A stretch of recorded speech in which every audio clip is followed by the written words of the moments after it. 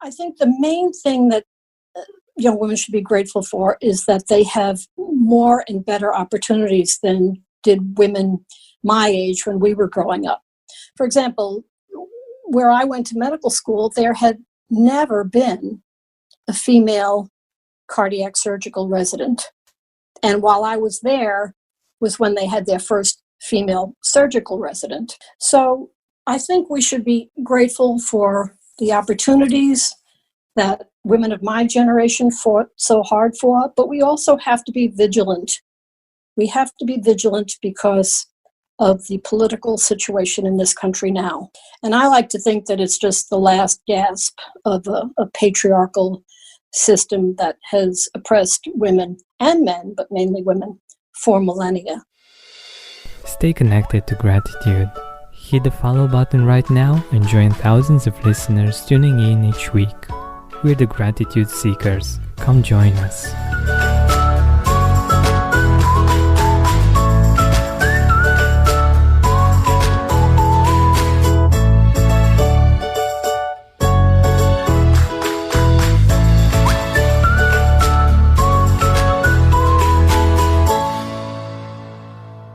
Hi, Gratitude Seeker. Welcome to this special episode of the Gratitude Podcast.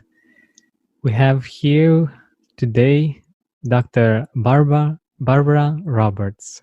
She's the first female adult cardiologist in Rhode Island, and her life story is a life full of passion for women's rights, in motherhood, in medicine, in love, and in being the underdog. She stood up for what she believed in and battled politics, career stereotypes, her children's fathers, the family court system, public scrutiny, and even her own conscience at times. And she made it through all of this, proving to be a hero of her own unique journey. And I think that's quite amazing. And now she has written a memoir about her journey called The Dr. Broad, a Mafia Love Story. And we have her here today with us on the date of the release of the book, and I'm really happy to have her here today with us. So welcome, Barbara. Thank you so much for having me. I really appreciate the opportunity to talk about both gratitude and the role it has played in my life, and to talk about my book. My pleasure. So firstly, congratulations on being such a courageous person, such a courageous woman. And I'm really happy to have you on the podcast, and I'm really curious on what's your take on gratitude? How you define gratitude? Well, one of my favorite sayings about gratitude was actually written a few thousand years ago by someone whom I've always been fascinated by, and that is Marcus Tullius Cicero, who was a politician in Rome in the last days of the Roman Republic. He was from outside of Rome, but rose through the ranks of Roman public offices to become the best known orator and the best known lawyer of his day. And he said, gratitude is not only the greatest of virtues, but the parent of all the others. And I think that encapsulates a lot of wisdom, because if you look at people who are successful, by and large, they are grateful. In my own life, I think the thing I'm most grateful for is that I come from a very large extended family. Mm-hmm. I was raised as the oldest of 10 children in a devout Catholic family. And my mother and her twin sister were the youngest in a large family. So I have literally dozens of cousins. My mother's twin sister raised 8 children. My mother raised 10 children. My Wow. father's sister raised 5 children. And just about all of them have children and grandchildren. So family reunions, needless to say, are mob scenes. But coming from such a large extended family, and since I was the oldest, having to care for my younger siblings from a young age, I think gave me a lot of strengths that perhaps only children or people from small families don't have. And then I went on to have 3 children of my own, and now I have a grandson, and I'm extraordinarily grateful for little Johnny Roberts, my grandson. And I'm grateful to my children and their partners. So I feel like I have a lot to be grateful for. I also had a successful career in medicine when it was very unusual for women to be doctors. Don't forget, when I applied to medical school in the 1960s, there was a quota, and no medical school class had more than 10% women. Wow. So I overcame that obstacle. I was the second woman ever accepted into my internship program. I was the first woman ever accepted into my cardiology fellowship. And in many ways, I had to be a trailblazer, particularly after I became a conscious feminist when I was a resident at Yale New Haven Hospital and got involved in the pro-choice movement even before Roe versus Wade. And then through that, I became active in the anti-Vietnam War movement and spoke at many mass demonstrations calling for the withdrawal of all our troops from Southeast Asia. So I've had a very eventful life, and I hope that I have told it honestly and fully in my memoir, The Doctor Broad, A Mafia Love Story. Wonderful. Wonderful. I can only imagine what you went through and all of the experiences that you have had in your life. But one thing that I'm really curious about is, how is it to be the first one, like a trailblazer, and to have to face all of these challenges? Like, how were you able to do that? Well, I was frightened, obviously, and anxious and nervous, but I decided that I was not going to let fear rule my life, that I was going to pursue my dreams no matter what. And that's basically what I did. I just said, I'm going to be a survivor. I am going to work as hard as I can. I set goals, and I worked as hard as I needed to achieve those goals. I was blessed with good health. I was blessed with a support system in my family and friends. So I didn't do this alone, but I decided from a very early age that nothing was going to stop me. Wow, that's amazing. And I think it's an amazing message for our listeners, to not be stopped by our fears and instead to do something about them. And another beautiful thing that you mentioned is that whenever whenever I see people on stage talking to tens of thousands of people, you only see that person, but behind that person you have, like you said, a support group, family, people that are behind that person, that give that person courage to speak out and to know that whatever happens, they are still loved and still appreciated for who they are. And I think that's a very interesting and important thing to mention. Exactly. And I try not to forget the debt of gratitude that I owe to all the people who helped me along the way. That's amazing. I love this. And I know that your book is aimed at younger women to help them learn some of the lessons of how to survive adversity, to overcome heartbreak, and how to come out in the end and really lead a full and happy life. Can you tell us a little bit more about this topic? Have you tried Green Chef? It's the #1 meal kit for eating well with options for every lifestyle. Keto, vegan, vegetarian, fast and fit, Mediterranean, and gluten-free. Green Chef is now owned by HelloFresh, and with a wider array of meal plans to choose from, there's something for everyone. I love switching between the brands, and now you, my dear gratitude seekers, can enjoy both brands at a discount with me. Try fast and fit recipes under 750 calories, ready in less than 25 minutes. Plus, cut down on meal prep with pre-portioned and prepped ingredients, including pre-measured sauces, spices, and dressings. I love the idea of not having to think too much about cooking and groceries. I can focus on other things and still eat healthy. Green Chef is the only meal kit that is both carbon and plastic offset. They offset 100% of their carbon footprint, as well as 100% of the plastic in every box. Go to greenchef.com/gratitude60 and use code gratitude60 to get 60% off plus free shipping. You heard that right. Go to greenchef.com/gratitude60 and use code gratitude60 to get 60% off plus free shipping.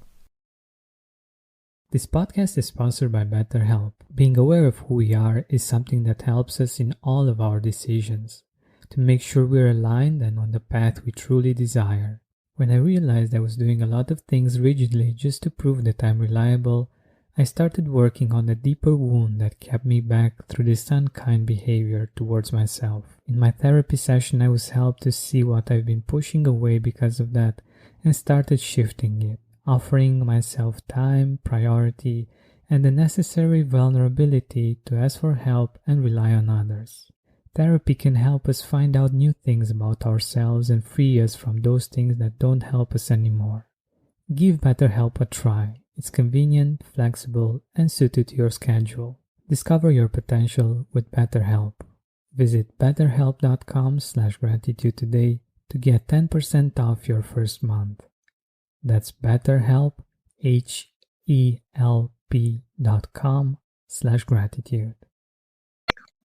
Sure. I think that particularly younger women today have no idea what the world was like for women in the 1950s and the 1960s, and even in the 1970s before the Supreme Court decision in Roe versus Wade legalized abortion. And when I was a medical student and intern and resident, I saw women coming into emergency rooms with perforated uteruses, even partially disemboweled, because they were desperate enough to seek out back alley illegal abortions. I know of a woman who died because she was denied a life-saving therapeutic abortion.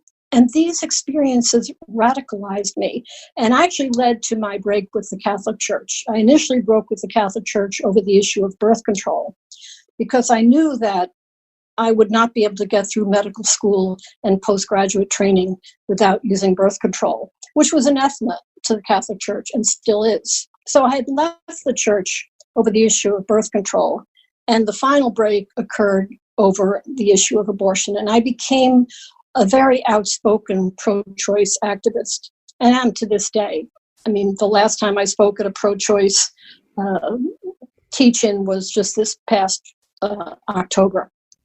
But women have no idea what the world was like, and yet we see at this current time in our political climate, very powerful right-wing forces mobilizing to deny women the right to control their own bodies. And the right to control your own body is absolutely foundational to freedom and personal autonomy. Every woman should have the right to decide when and whether she is going to have a child. And I wanted to show women what we had to do back in the 60s and 70s to win the right to abortion, because I think the right to abortion is under attack now more viciously than it has been since Roe versus Wade. I also wanted women to know that, you can go through divorce, you can go through acrimonious custody battles, you can, survive these things with your sanity and your happiness intact. And that's even before we get into all the acrimony I was subjected to when I became the cardiologist to the head of the New England Mafia. And that's a whole story in itself, how I became his doctor. But basically, my testimony that he was too sick to stand trial, that he had such unstable cardiovascular disease that the stress of a trial, never mind jail, would almost certainly kill him, that allowed him to live out the last 3.5 years of his life, if not, totally free, at least in the comfort of his own home. But that was another trial by fire, because the state police and the Providence police and the federal prosecutors, the FBI, had been trying for many years to put my patient, Mr. Patriarca, behind bars again. And he had actually hidden from the world the true extent of his illness. And when I was first called to check on him in the Scituate State Police Barracks on December 4th, 1980, I had already agreed to be his physician, but I had never seen him before because his office appointment had to be rescheduled because of the fact that he had a gangrenous toe that required amputation. When I first saw him, I was appalled at how sick he was. In fact, about the second thought I had was, oh my God, he looks like he's about to have a cardiac arrest and I'll never be able to resuscitate him here. And it was only with great difficulty that I was able to persuade the superintendent of the Rhode Island State Police to allow me to take him to the hospital where I practiced, which is called the Miriam Hospital. And it wound up being a 6-week hospitalization. And that began an almost 4-year saga where I testified under oath in multiple courts about his condition. And the state and the federal prosecutors hired multiple other cardiologists to try and refute my testimony about how sick he was, and not one of them did. Every one of them supported my findings, supported my diagnosis, and supported my recommendation that he not be brought to trial. Amazing. Like it's one of those things that you see in movies, but it's like hard to believe that it's real life. It was real life. Wow, you've really been through quite a lot, and what I love about you and about how you tell the story is that it's empowering, and you were able to fight those things and to stay professional and to stay focused on what you felt was the right thing, right? Correct. As I mentioned in the book, when you graduate from medical school, you take the Hippocratic Oath. And there are two main parts of the Hippocratic Oath. First, do no harm. And second, I will always put my patient's interests ahead of my own. It doesn't say I'll put my patient, as long as he's not a criminal, his interests ahead of my own. It doesn't say I'll put his interests ahead of my own unless he's a felon. It says any patient who comes to me, I will put his interests ahead of my own. And it was clearly in the interests of my patient, Mr. Patriarca, that he not be put on trial. Just the mention of his legal difficulties often precipitated severe attacks of angina. And I know for a fact that it was angina, which is the symptom people get when their heart is starved for oxygen, because on multiple occasions he was hooked up to an electrocardiogram machine during these episodes, and the EKG showed the characteristic changes that one sees in the EKG when the heart isn't getting adequate blood supply. So here was a man who was very disabled. He had been diabetic since the 1940s. He had such severe neuropathy, which is, destruction of the nerves from diabetes. He had such severe neuropathy that he had terrible muscle wasting in his hands. He couldn't, for example, cut his own food. He couldn't button his own shirt. He was completely dependent on his wife to accomplish those tasks for him. He couldn't walk across the den in his home without having angina. He was on multiple medications. He had to be followed very closely. And it was a challenge to keep him alive as long as he was alive. In fact, I remember vividly at one point I was testifying in court, and the prosecutor, whose name was Sue McGurl, kept pressing me, asking the same question, using different words, but basically the question was, if this man is as sick as you say he is, why isn't he dead already? And I looked at her, I said, only God, in her wisdom, knows when any person is going to die. And the whole court erupted into laughter, except the judge. He kept a poker face. So yes, it was quite a saga. I mention also in the book that much against my wishes, the Providence Journal newspaper published a big article on me in the Sunday magazine section, and the title was "Who is the Real Dr. Roberts?" And that day, it came out on a Sunday, and I was making hospital rounds. And as I approached the nurses' station on the 4th floor, I overheard two of the nurses talking. And one said to the other, "Have you read the article about Dr. Roberts in the paper today?" And her friend said, "Nah, I'm going to wait for the movie." And it was at that moment that I began to think, maybe my story is pretty interesting. Maybe I'll write about it someday. And that was sort of the genesis of my writing this memoir, which I had worked on off and on for close to 20 years. Wow. Now, how I arrived at the title is another amusing story. Shortly after I moved to Rhode Island, I was dating a young man who was Italian-American, and he had some relatives who were alleged organized crime figures. And it was through him that I first heard the names of, for example, the mob lawyer, Jack Cicilline, and Junior Patriarca. I had already heard of Raymond Patriarca because he was always in the news on a national level for many years. But we remained friends after we were no longer dating. And after I was identified in the newspapers as Raymond's physician, he called me one day and he said, "I have to tell you something funny, Barbara." He said, "A friend of mine called and said, 'Hey, Vinny, remember that Dr. Broad you used to go out with? She's the old man's doctor now.'" And I thought this was hilarious because to me, Broad was a woman with large breasts and small frontal lobes of the brain. And I knew I was just the opposite. At least I'm sure that I don't have large breasts. So when I thought about writing this memoir and thought about what the title would be, I thought, yeah, it's got to be called The Dr. Broad. That's so cool.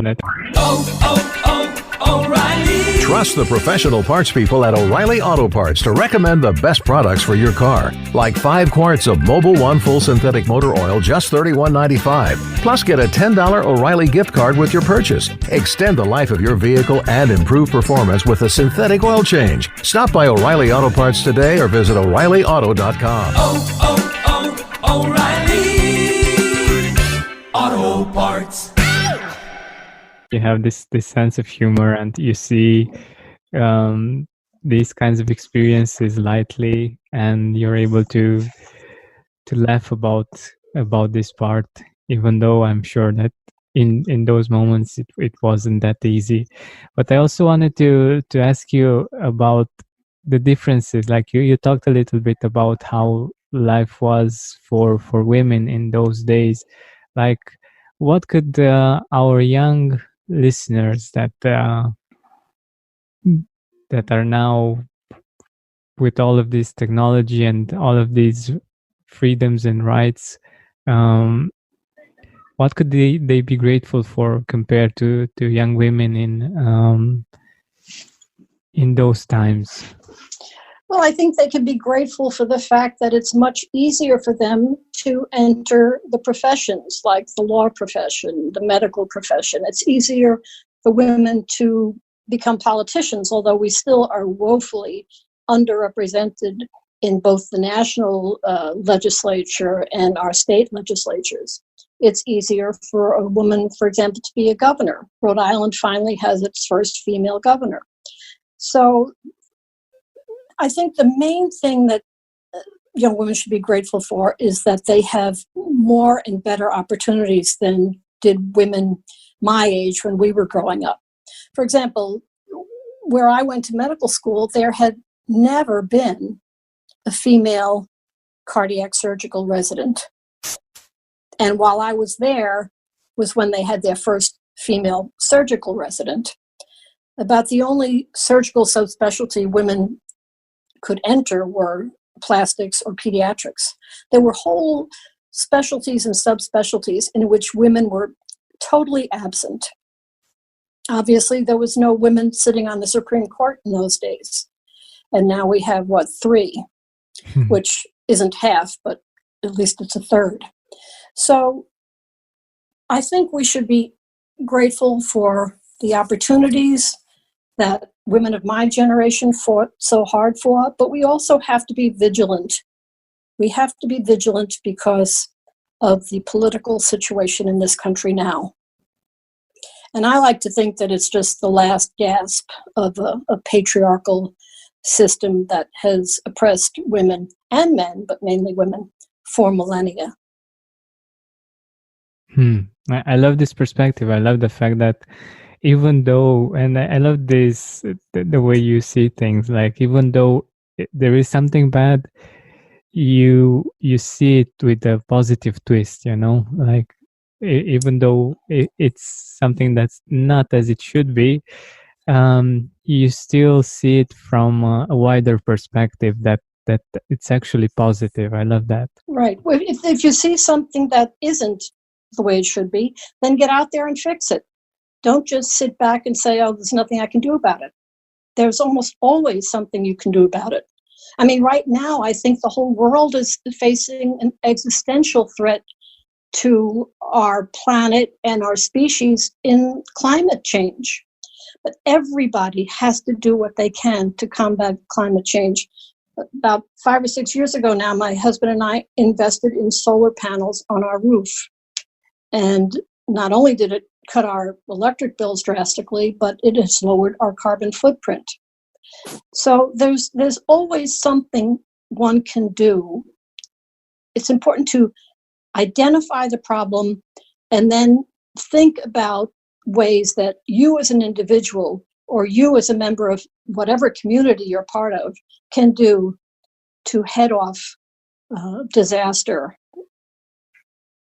Yeah, I believe that too, because there are people that are fighting out there for different things that are really important for the world, but they can't do everything, and it's up to us to do the small things that make the big things work. And I totally agree with that. But Absolutely. Changing a little bit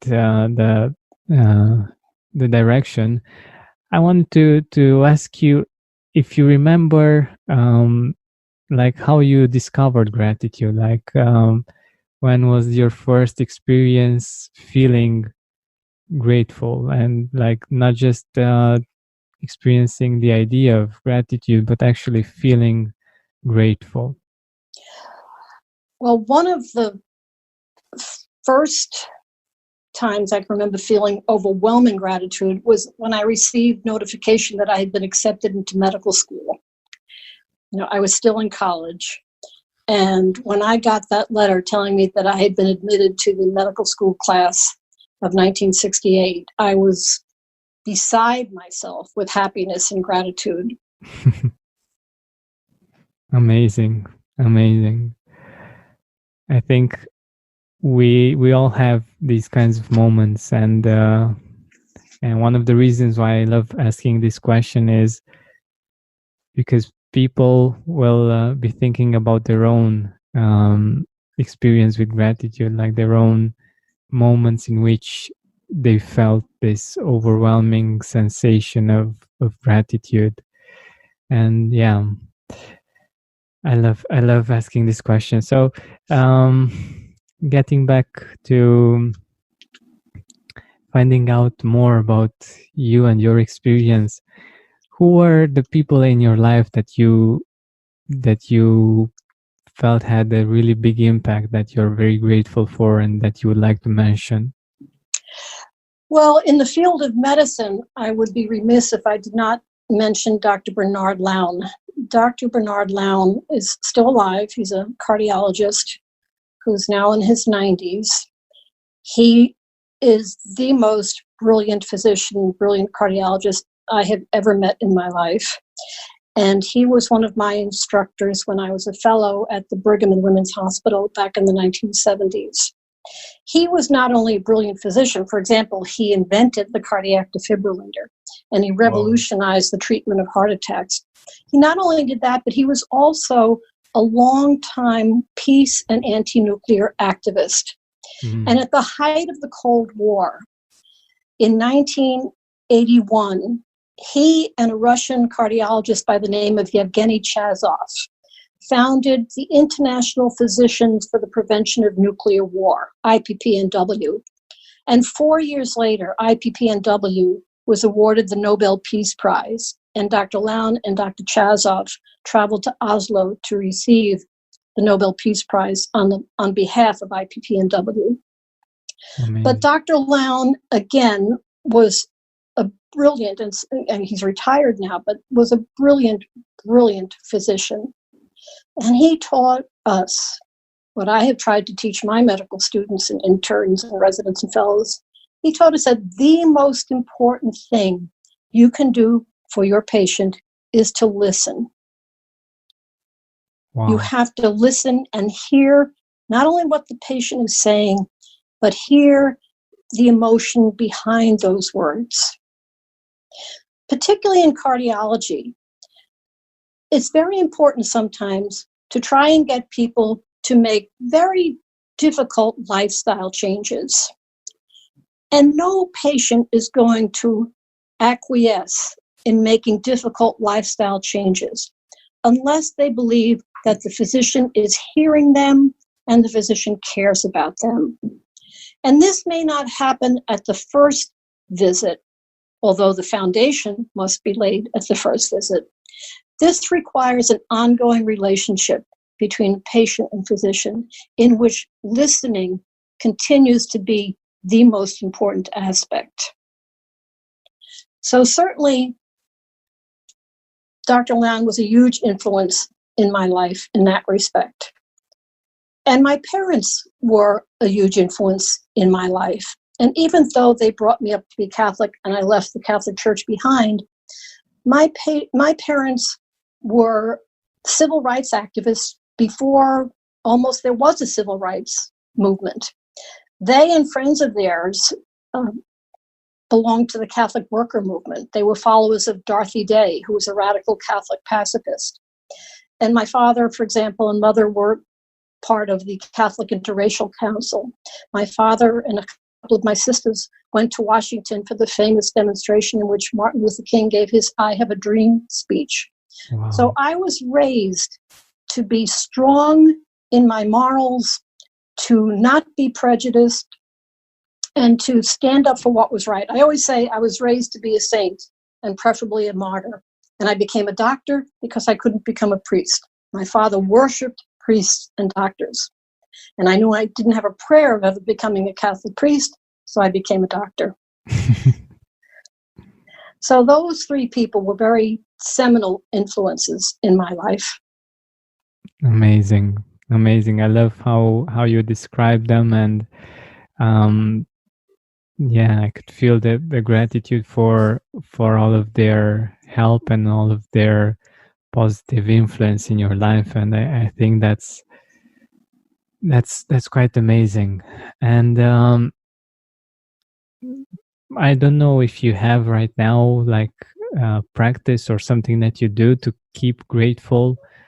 I think you have that positive attitude and that wide perspective that makes you a grateful person. Am I correct? Yes, you do. And I try to keep things in perspective. Sometimes if I find something upsetting, I say to myself, Barbara, in the cosmic scale of things, it matters diddly squat. It just doesn't matter. Get over it and get on with your life. You know, everybody has things in their life that upsets them. It's an almost daily occurrence.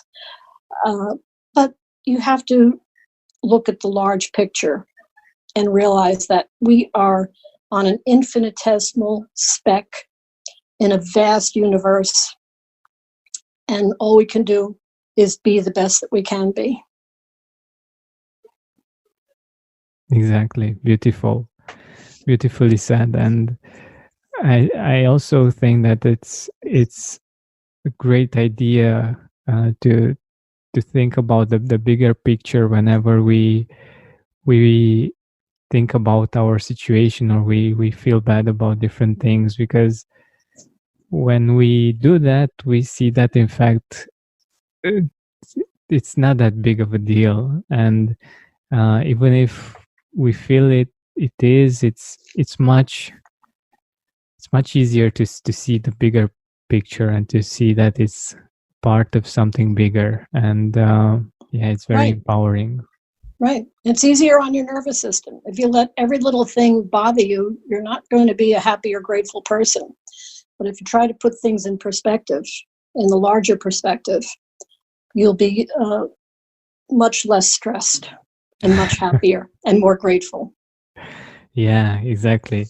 And by the way, as a cardiologist, have you seen a difference between people that tend to be more positive, more grateful, and people that have a more pessimistic tendency?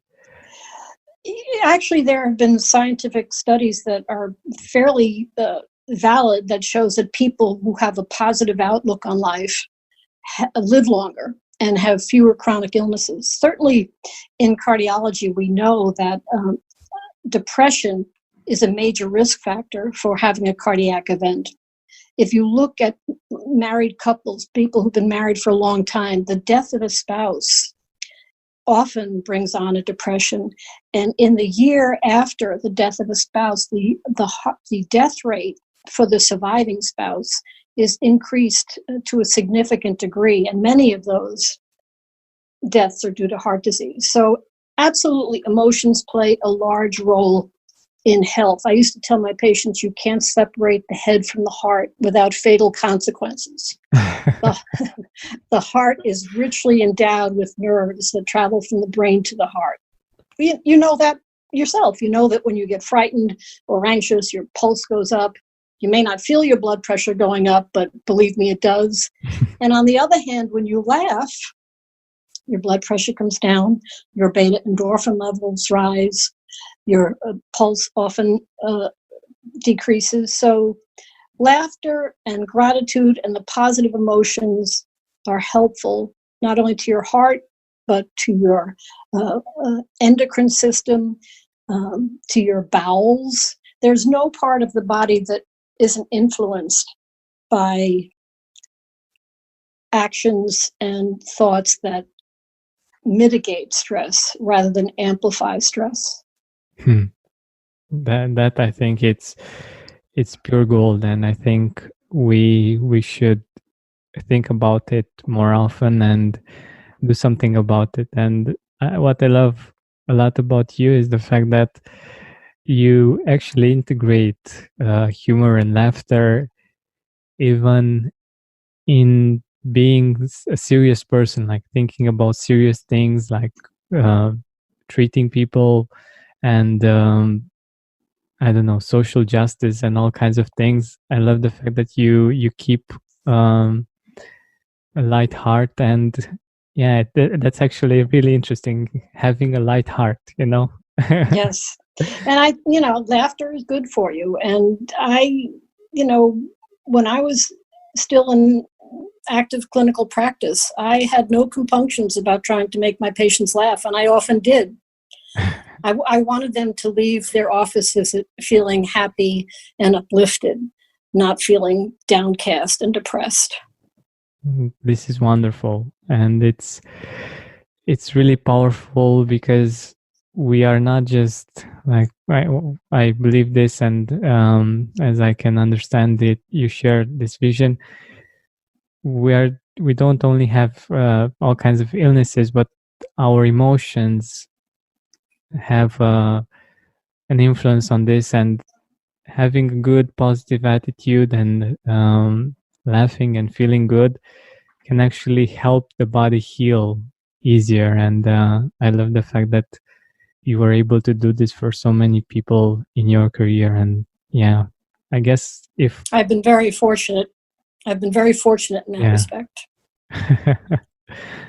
Yeah, so if people weren't able to thank you for this, I'm going to be their voice, and I'll thank you for doing this for them. And I think that even though they might not have seen it at the time, it has had a great impact on them.